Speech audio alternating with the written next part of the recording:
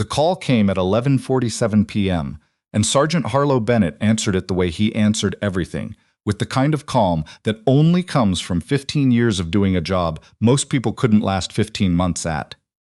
"We've got a vehicle stopped on the 417 shoulder near Arnprior," the dispatcher said. "Officer Duval called it in. Says the driver is being uncooperative."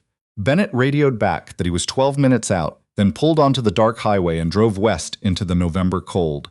He didn't know yet what he was driving toward. None of them ever do.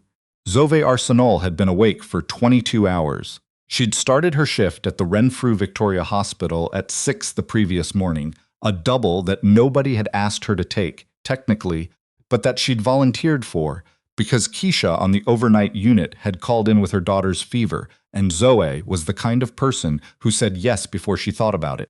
22 hours. She'd checked vitals, changed dressings, managed a cardiac event in room 4 that had kept the entire floor moving for 3 straight hours, held a 74-year-old man's hand while he asked her if dying was going to hurt, and told him, honestly, that she didn't think so. She was 31 years old. She'd been a registered nurse for 6 years.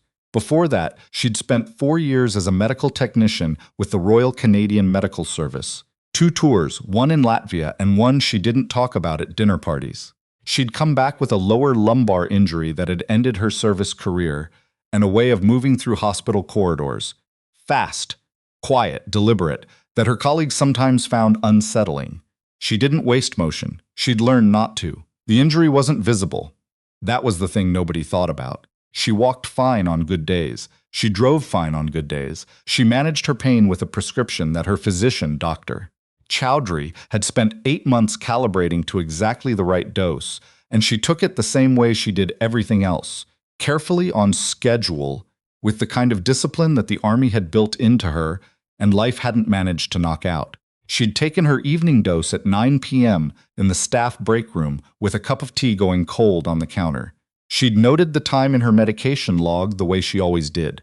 Then she'd finished her shift, said goodnight to Keisha's replacement, changed out of her scrubs in the locker room, and walked to her car in the hospital parking lot at 11:15. She was 40 minutes from home when the lights came on behind her. She'd seen the cruiser parked at the turnoff to Braeside Road, engine idling. She'd glanced at her speedometer, 97, well within the limit, and thought nothing of it. Then the lights came on, blue and red strobing in her rearview mirror, and she did what she always did. She signaled, eased off the gas, and pulled smoothly onto the shoulder. She rolled down her window. The cold came in immediately, sharp and metallic, smelling the way Canadian November always does. She turned off her stereo and placed her hands on the wheel where they could be seen. The officer who walked up to her window was young, maybe 26, 27, with close-cropped dark hair and an expression that Zoe recognized. She'd seen it before, in different contexts. It was the expression of someone who had already decided something before they'd asked a single question. "Evening," he said, and didn't wait for her to respond. "License and registration." She reached into the glove compartment without sudden movements, set both on the window frame. "Can I ask what I was stopped for?" He looked at her registration, then at her, then back at the registration. "Where are you coming from tonight?"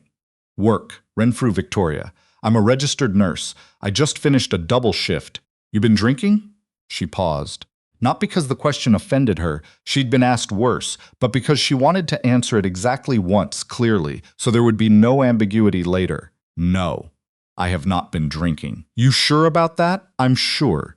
He shone the flashlight directly into her eyes. She didn't flinch. She'd had worse lights in worse situations. "Step out of the vehicle, please." "I'm sorry. I'm asking you to step out of the vehicle." She looked at him for a moment. The light was still in her eyes. "Officer, I should let you know that I have a lumbar injury. I can exit the vehicle if necessary, but I move slowly. Is there a specific reason you're asking me to step out?" "I'm going to need you to perform a field sobriety test. I told you I haven't been drinking, and I'm telling you to step out of the vehicle." His name, she would later learn, was Constable Yves Duval. He'd been with the OPP for 3 years. He had 11 commendations in his file, which his supervisor had noted with pride at his last review. He also had 6 civilian complaints, none of which had resulted in formal discipline, all of which had been filed by women driving alone at night, Nobody had connected those dots yet. Zoë Arsenault opened her door. She walked to the back of her vehicle the way she always walked when her back was bad, measured, upright, her weight slightly forward on her left side. She'd learned to compensate years ago. She didn't look impaired to anyone who was paying attention. But Duval wasn't paying attention to that. He was watching for something else. Arms out, he said. She extended her arms, stood still while the November wind came off the Ottawa River and cut through her fleece. She was wearing the same thing she'd driven to the hospital in 17 hours ago. Dark jeans, a gray fleece, her hospital badge still clipped to the front because she never remembered to take it off until she was already home. Walk a straight line toward the vehicle. She walked. Stop. He was already writing something. Have you taken any medications tonight? She looked at him steadily. Yes. I have a valid prescription for a pain management medication, taken as prescribed approximately 2.5 hours ago. His pen stopped. What medication? I'd rather not say without my physician present. It's a controlled substance, but I take it within prescribed parameters, and I am fully capable of operating a vehicle safely. I can provide documentation. Where's the documentation? In my bag. In the car. You can get it in a moment. He looked at her for a long second. You're telling me you took a controlled substance 2 hours ago, 2.5. At 9 p.m. as prescribed, after my evening meal. She kept her voice level. I've been on this medication for 14 months. I've never had an incident. I'm going to need to search your vehicle. On what grounds? Reasonable suspicion. You do not have reasonable suspicion. I passed your sobriety test. I told you I was medicated and that I have documentation. That is not reasonable suspicion. Constable Duval took a step toward her. Not aggressive exactly, but deliberate. Ma'am, I'm asking you to cooperate. I am cooperating. I answered every question. I exited my vehicle. I performed your test. Cooperation doesn't mean consent to a search. He wrote something else in his notebook. Then he looked up. I'm going to need you to come with me. She stared at him. The highway was empty in both directions. Her phone was in her coat pocket. She'd put it there when she'd gotten out of the car, a reflex in case she needed it. And she thought very briefly about calling someone. Her brother, maybe. Or her union rep. Or the non-emergency police line, which she had saved in her contacts for reasons she'd never expected to actually use. Am I being detained? She asked. You're being asked to accompany me while I investigate a potential driving under the influence. That's not an answer to my question. He looked at her for a long moment. Something shifted in his expression. Not anger, exactly, but the particular flatness that comes before anger. Get in the cruiser. She sat in the back of the cruiser and did not cry. She'd made that decision in the first 30 seconds, not out of pride, but because she understood, in the calm operational part of her brain that had been trained to assess situations without panic, that crying would not help her. It would be used as evidence of impairment. It would be noted in his report. She'd seen how these things worked. She watched through the back window as Duval spent 12 minutes searching her car. She noted the time on her phone, 12:04 a.m., and sent a text to her brother, Liam, who was a civil litigation paralegal and who answered his phone at any hour for her. She wrote, pulled over on 417 near Arnprior. Officer searching my car without consent. I'm okay. Watching. She added the officer's badge number, which she'd read from his uniform before she'd gotten into the cruiser. Liam responded in 4 minutes. I'm calling you now. Stay calm. Say nothing else to him. She let it ring to voicemail. She didn't want Duval to see her on her phone. She kept her hands in her lap, her posture straight, her face neutral. She'd done this before, in different circumstances. She knew how to wait. Duval found her medication bottle in her bag. He stood outside her car for a moment, reading the label, and she could see his expression from where she sat. It didn't change. That told her something. He came back to the cruiser and opened the door. Hydromorphone, he said. As I said, this is a Schedule I narcotic, it is. Prescribed to me by Dr. Anita Chaudhry, Renfrew Family Health, for chronic lumbar pain secondary to a service injury. I've been on it for 14 months. The prescription is current. The bottle is correctly labeled. It is not illegal for me to possess it. I have grounds to believe you're impaired. On what basis? Your behavior. She looked at him. My behavior, she repeated. You were uncooperative. You refused a search. Declining a search is not evidence of impairment. It's a charter right. He pulled out his radio. called something in that she couldn't entirely hear. Then he closed the door. She sat in the dark of the cruiser and breathed. In through the nose, out through the mouth, the way she'd been taught to in a field somewhere in Eastern Europe a long time ago when she'd been 23 and scared and trying not to show it. She was still scared now. But she knew something Duval apparently didn't, which was that she was not the kind of person who disappears quietly. Sergeant Bennett pulled up behind the cruiser at 12:19 a.m. He'd been with the OPP for 15 years. He'd worked Renfrew County for the last 9. He knew the highway, knew the communities along it, knew the kind of calls that came in at midnight and what they usually meant. He'd also supervised Duval for 14 months, and he'd flagged 3 of those 6 civilian complaints himself, and he'd been told each time that there wasn't enough to proceed. He got out of his vehicle and walked to the cruiser. Looked at the woman in the back, calm, hands folded, watching him with the kind of eyes that had seen a lot and weren't afraid of him.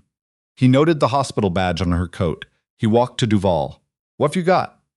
Duval briefed him. Controlled substance, declining consent to search, behavior suggesting impairment, field sobriety test results that he described as inconclusive. Bennett looked at him. "Inconclusive how?" She was unsteady. "Show me your dashcam footage." A pause. Just a fraction of a second, but Bennett had spent 15 years reading pauses. "It was malfunctioning earlier. I reported it." "You reported it before or after you pulled her over?" Another pause. Bennett walked back to the cruiser and opened the rear door. Crouched down so he was eye level with the woman inside. "Good evening. I'm Sergeant Bennett. I understand this has been a difficult stop.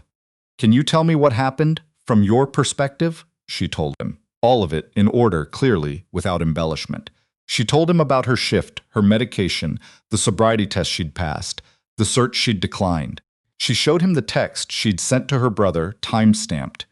She showed him her medication bottle, her prescription record on her pharmacy app, her hospital badge, and a photo on her phone of her military service card, which she still carried out of habit. Bennett listened to all of it without interrupting. Then he said, "Do you have any documentation of the prescribed dosage and its effects on driving capability?" "My physician can provide that. She's spoken with me specifically about driving on this medication. The standard dose I take does not meet the threshold for impaired driving under Transport Canada guidelines." "Can I take your physician's contact information?" She gave it to him. He stood up, walked back to Duval, stood close enough that his voice didn't carry. "Her field sobriety test was inconclusive how, specifically? She was slow. She told me she has a lumbar injury. She told me that too. And you noted it in your report." Duval said nothing. Ives. Bennett kept his voice even. "Pull your notebook out and show me where you noted the injury." The notebook came out slowly. Bennett read the entry for himself. The injury wasn't there. The medication was noted. The refusal of search was noted. The injury wasn't there. He handed the notebook back. "Here's what's going to happen. I'm going to speak to her physician first thing in the morning. I'm going to pull her full pharmacy records with her consent. I'm going to review your dashcam report, the one you filed about the malfunction, and I'm going to speak to your shift supervisor." He paused. "Go back to your cruiser." He drove Zoë Arsenault home himself. She'd asked if that was protocol. He'd said it wasn't, strictly speaking, but that he didn't feel right leaving her on the highway at 1 a.m. after what had happened. She'd looked at him for a moment with the same assessing expression she seemed to use for everything. Not hostile, just precise. And then she'd gotten into the passenger seat of his cruiser and buckled her seatbelt. They were quiet for the first few minutes. Then she said, "He's done this before, hasn't he?" It wasn't a question. Bennett kept his eyes on the highway. "I can't speak to that. I know you can't." She looked out the window at the dark fields sliding past. "I'm not asking you to confirm it. I'm just telling you what I know." She paused. "Women. Alone. At night." He didn't answer, but he didn't deny it either. She took that for what it was. The complaint she filed the next morning was 14 pages long. She wrote it herself, with Liam's help, at her kitchen table over 6 hours and 2 pots of coffee. She was specific. She cited charter sections. She included the timestamp of every text message, every phone call she'd made and received. She included a note from Dr. Chowdhury, obtained by 9:30 a.m., confirming the prescription, the dosage, and its classification under Transport Canada impaired driving standards. She included a statement from the hospital confirming her shift times. She included the badge numbers she'd read from Duval's uniform. She included the names of every person Duval had encountered that night, in order. She sent it to the OPP Professional Standards Bureau with copies to the Ontario Human Rights Commission, the Ontario Nurses Association Legal Department, and a journalist named Aaron Sharp at the Ottawa Citizen, who covered criminal justice and had, as it happened, written 2 previous stories about patterns of traffic enforcement complaints in the Ottawa Valley. She was very calm when she sent it. The same calm she'd used the night before. The same calm she'd used in Latvia in 2018, when the situation had been worse and the stakes had been higher and there had been no complaint form she could fill out, only the choice to keep moving forward or not. She chose forward. She always had. The investigation took 4 months. The Professional Standards Bureau pulled Duval's Dashcam records. The malfunction report he'd filed had been submitted at 11:52 p.m. 5 minutes after he'd called us in the stop. The Dashcam had been functioning until that point. The footage existed and had been recoverable all along. They pulled the footage. It showed the sobriety test clearly. It showed Zoë Arsenault walking a straight line with a slight, consistent compensatory lean, the kind produced by a long-standing unilateral lumbar injury, not impairment. It showed her handing over her license and registration immediately. It showed her answering every question clearly and without confusion or delay. It showed her declining the search, citing her rights, without aggression or hostility. It showed, in fact, a woman who knew exactly what she was doing. What it also showed, what nobody had mentioned in Duval's report, was that he had spent 11 of those 12 minutes searching her vehicle, not looking for contraband, but reading through her military service documentation, which she'd kept in her glove box, looking at her discharge records, looking at her service medal record. The Professional Standards Bureau investigator, a woman named Deputy Inspector Fontaine, noted this in her report with careful, deliberate language that said, between the lines, exactly what it meant. They also, as part of the same investigation, pulled all 6 prior civilian complaints. They assigned an analyst to look at the pattern. The analyst found that 5 of the 6 had been filed by women between the ages of 22 and 45, stopped alone at night, all of whom had reported being asked to exit their vehicles for reasons that didn't appear in Duval's field notes. 3 of the 5 had been driving on prescription medications. None of them had been charged. All of the complaints had been closed without action. Fontaine noted that too. The hearing was held in Ottawa on a gray Thursday in March. Zoe sat at the complainant's table in a dark blazer over her hospital scrubs. She'd come directly from a morning shift and changed in the car, which she'd told Liam about and he'd told her was extremely on brand. And she watched Constable Eve Duval sit across the room and not quite look at her. She'd expected to be nervous. She wasn't. She'd spent the previous night going over her testimony with Liam and had told him at one point that it felt less like preparing to defend herself and more like prepping a handover report. He'd said that was the most nurse thing she'd ever said. She'd agreed. She answered every question without hesitation. She described the stop, the test, the search, the cruiser. She described the cold.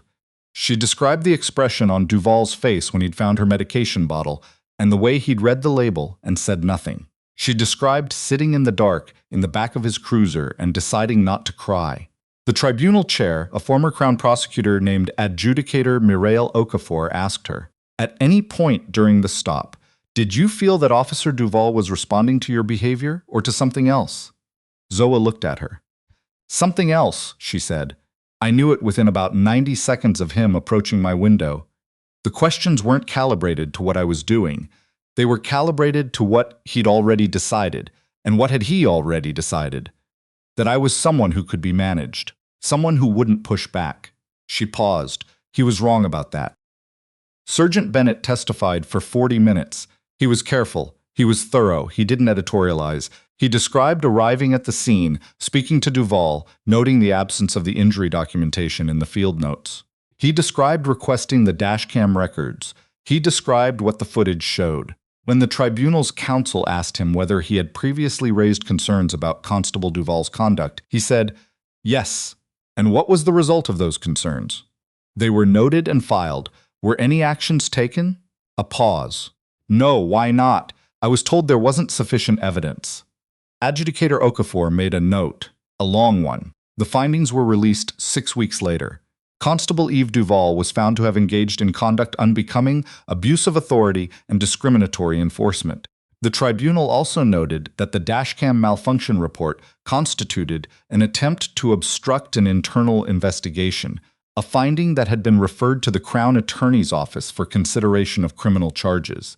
He was suspended without pay, pending the outcome of that referral. The OPP issued a formal apology to Zoë Arsenault. The commissioner's office sent a letter, which she read once, standing in her kitchen, and then set on the counter and looked at for a long time. It said the right things. She had learned, by then, that letters saying the right things and the right things actually happening were not always the same. But some things did happen. The Ontario Nurses Association, citing her case alongside 3 others it had been quietly tracking, published a formal position statement on traffic enforcement and health care workers with prescribed controlled substances. The statement included a recommendation that officers receive specific training on Transport Canada guidelines regarding prescription medication and driving. The OPP adopted the training requirement within 62.